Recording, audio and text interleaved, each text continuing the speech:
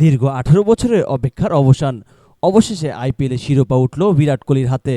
আর এই আনন্দের মুহূর্ত ১০ গুণ বাড়িয়ে দিলেন তার সাবেক দুই সতীর্থ ও কিংবদন্তি ক্রিকেটার ক্রিস গেইল এবং এবি ডিভিলিয়ার্স। কাল রাতে আহমেদাবাদের নরেন্দ্র মোদী স্টেডিয়ামে আইপিএল ২০২৫-এর ফাইনালে বিরাট কোহলির দল রয়্যাল চ্যালেঞ্জার্স বেঙ্গালুরু জয় তুলে নেয়। ম্যাচ শেষে বিজয় মঞ্চে কোহলির সঙ্গে হাজির হন ক্রিস গেইল ও এবি ডিভিলিয়ার্স। আরসিবি সমর্থকেরা। ক্রিস গেইল এরই মধ্যে ফাইনাল দেখতে ভারতে যাওয়ার ছবি পোস্ট করেছিলেন। এবি ডিভিলিয়ার্স ছিলেন পুরো চুপি। কেউ জানতেও পারেনি তিনি ভারতের মাটিতে পা রেখেছেন। তবে ম্যাচের শেষ ২ ওভারে বাউন্ডারি লাইনে দাঁড়িয়ে থাকা ডিভিলিয়ার্সকে দেখে আবেগ ধরে রাখতে পারেননি কোহলি।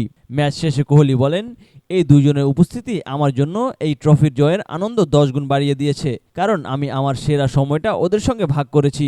আর এই শিরোপা শুধু আমার নয়, ওদেরও। বেঙ্গালুরু দীর্ঘদিনের স্লোগান ইসালা কাপ নামদে ছিল সমর্থকের মুখে মুখে।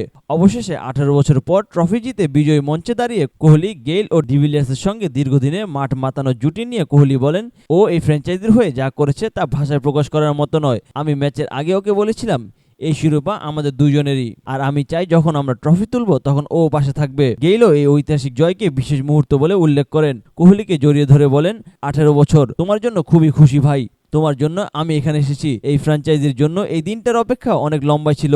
দীর্ঘ ১.৫ যুগের এই অপেক্ষা শেষে কোহলি যে কতটা আবেগাক্রান্ত ছিল সেটা তার কথাতেই স্পষ্ট। এই শিরোপা জেতাটা শুধু আমার নয়, ওদেরও, কারণ আমরা একসঙ্গে সেরা সময়টা এই দলের জন্য দিয়েছি।